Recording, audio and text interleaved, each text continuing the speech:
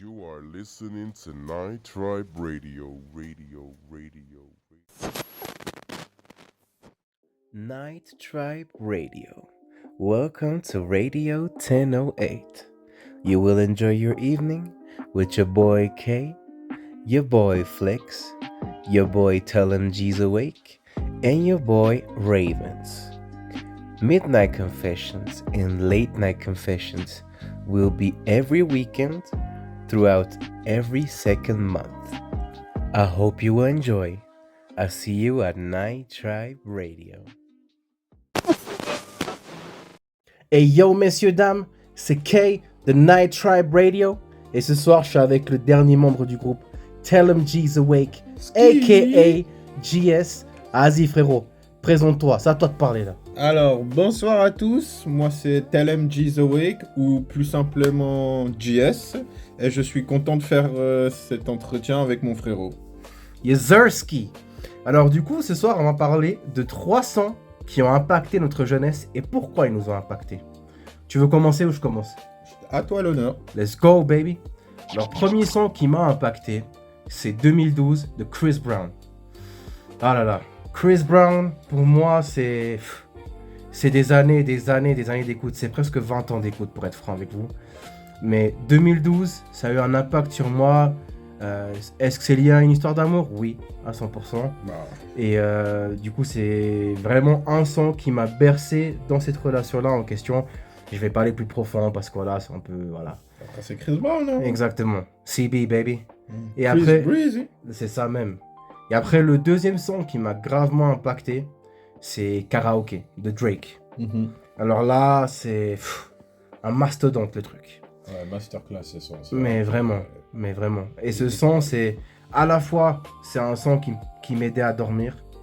À la fois, c'est un son qui a une signification plus profonde que ça pour moi, parce qu'à l'époque, il y avait une miss qui était amoureuse de moi. Je vais pas donner de nom ici, parce que voilà.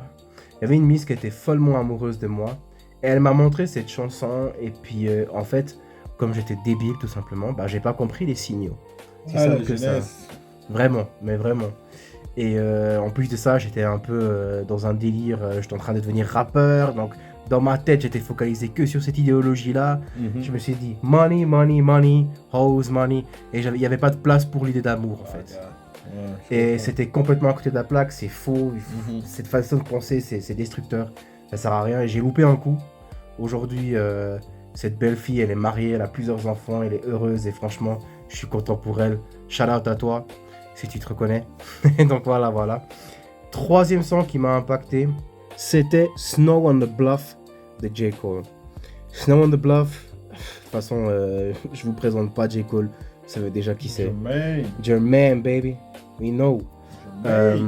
Alors ceux qui veulent débattez, pour moi c'est le GOAT, un point, c'est tout, voilà. Pour revenir sur cette chanson-là, c'est une chanson qui pour moi... Attends. Tu mettrais J. Cole au-dessus de Pac et Biggie, toi? Largement. Ok. Largement. Ok. The Pen, baby. Pac, c'était ma jeunesse et tout, on est d'accord. Biggie, je pense qu'il était fort, il avait un flow, mais il n'était pas forcément lyrical de fou. Ah oui, non, là je suis désolé, oui. Il a eu peu de sons qui étaient vraiment lyricalement intéressants. Il y a eu peu de sons.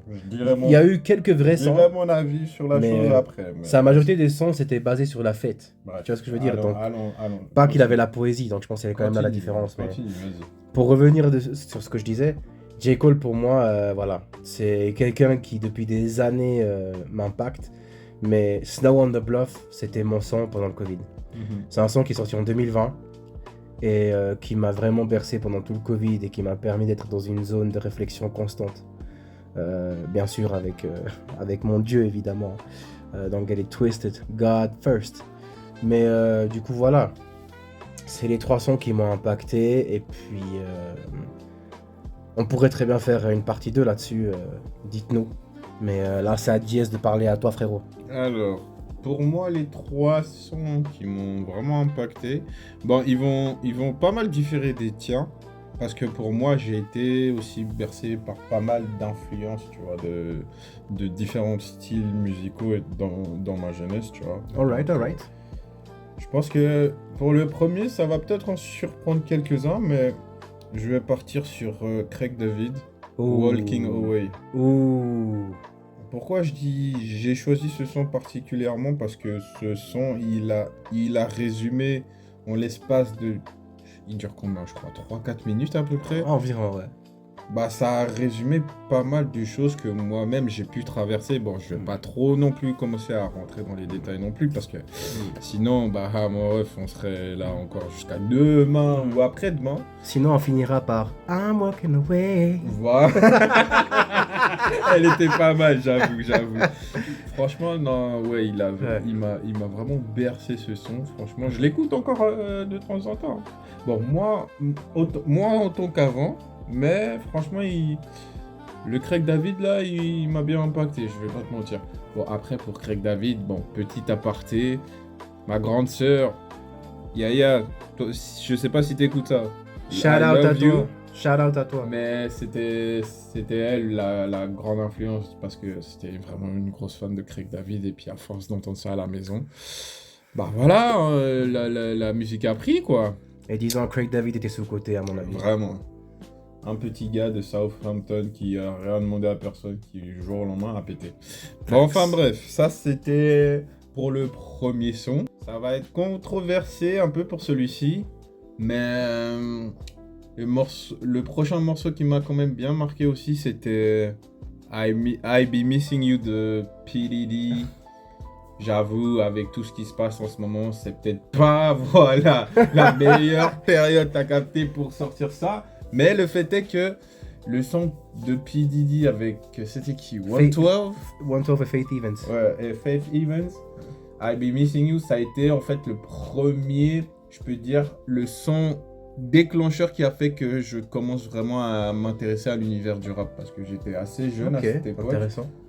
Et je me rappelle d'ailleurs, c'était lors d'une fête, on était partis avec mes sœurs, mes cousines chez une tantine là, qui habitait vers Renan ou si c'est où. Et puis je me rappelle, il y avait la télé à fond et tout, la musique, MTV, et puis d'un coup je vois ce Buckley et tout. Et en fait ça m'a tellement marqué en fait que après ça, bah, après avoir écouté I Be Missing You, bah en fait j'ai commencé de plus en plus à m'intéresser à P. Diddy, à sa discographie et tout, et après en fait gentiment je me suis intéressé à Biggie et le reste ça suit quoi. Tu as été jeté dans la soupe quoi. Exactement. Et je maintiens le fait, je suis désolé, que Biggie reste au-dessus de Pac, mais bon ça On pourra débattre longtemps. Moi je pense que Biggie n'est rien sans Pac. Moi je pense que les deux se complémentent Fax. hyper bien, parce que pour moi, de mon point de vue, désolé du petit aparté un peu, pour moi Biggie a toujours été plus lyrical que Pac. Ça, pour moi, c'est un fait, c'est avéré. What? Mais, j'ai bien dit il y a mais. Tupac a toujours eu un storytelling que personne d'autre n'a jamais réussi à avoir. Parce qu'il pouvait te transcrire des histoires de la rue. On ne sait pas si lui, il les avait vraiment vécues, mais il te le transcrivait avec une telle conviction que, is one of the GOAT. Facts. D'ailleurs, ceux qui veulent venir comparer avec Kendrick, là, allez vous faire voir. Après, Kendrick, il est bon, mais fuck out of here, c'est pas trop ma tasse de thé non plus. Ouais. J'aime quelques sons de Kendrick et tout, mais voilà. Mais Not Like Us, c'est un banger. Ça, voilà. Get the fuck out of here. Drake for life, baby. Donc voilà. Hein. Mais après, le troisième son, si je dois dire pour conclure ce chapitre, si je puis dire ça comme ça, le troisième son aussi qui m'aura impacté, c'est franchement, j'avais dit, il y aura de tous les genres, il n'y aura pas que du rap, du truc ou de la variété ou peu importe. Hein. Vraiment le troisième son qui m'a beaucoup marqué, c'était le...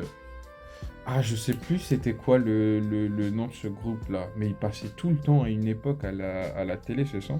Il s'appelle How to Save a Life. Je sais que voilà, le son est un peu cliché et tout, mais en fait le pouvoir qu'il y a dans ce son, il est d'une force, je sais pas si le mot pouvoir même est le bon mot, mais le truc c'est que ce son dégage un message tellement puissant en fait. Bah, le titre parle de lui-même, hein, comme How to Save a Life, comment sauver une vie en fait. Et le groupe, si je me trompe pas, c'est The Fray, ou The Fry, je sais pas comment, si la prononciation est juste, Tu mais l'écris comment?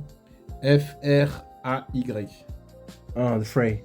Ah, The Fray. Ouais. Bah voilà, ce son-là, en fait, il m'a rappelé pas mal de choses que j'avais vécues à l'ancienne. Et puis, je me rappelle la première fois que j'avais entendu le son, il m'avait fait tellement pleurer. Ça me rappelait tellement de choses, tellement de souvenirs. Et il a encore plus pris son sens lors d'un soir de juillet 2015. Je vais pas trop développer sur ce qui s'est passé dessus, mais pour un prochain un épisode, numéro, comme vous voulez, les gars, on en parlera avec plaisir. Donc, pour moi, voilà, c'était vraiment ces 3 sons qui m'ont vraiment impacté. Vraiment. Après, ça n'a pas été facile comme choix, parce que j'ai écouté énormément de sons. Mais il y en a tellement, il y en a tellement. Tu vois, donc je pense que de ton côté aussi, toi, ça doit être pareil, mais il a fallu faire une sélection, et c'est vraiment ces 3-là qui ont fait que, voilà, ça m'a vraiment impacté. Facts. Parce que si vraiment on devait faire un choix... Oula. Moi, rien que l'album Take Care, je te le mets en entier dedans. Non, mais du coup, voilà, quoi. Enfin, ça me fait plaisir d'être là pour ce 4e épisode. Ferme ta bouche. Ça a été un Excusez-moi. grand plaisir aussi.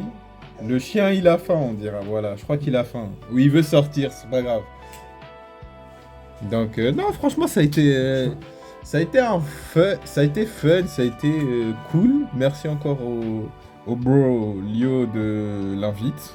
Avec plaisir, mon bro. Merci à toi d'avoir été là, d'avoir Franchement, partagé ce moment avec moi. Et sur ce, c'est Kay et Tell 'em G's Awake, a.k.a. GS de NTR. Et j'espère que ça vous a plu. Je vous remercie d'avoir écouté attentivement. Et je vous fais de gros bisous. Et à la prochaine sur Night Tribe Radio, baby. Peace.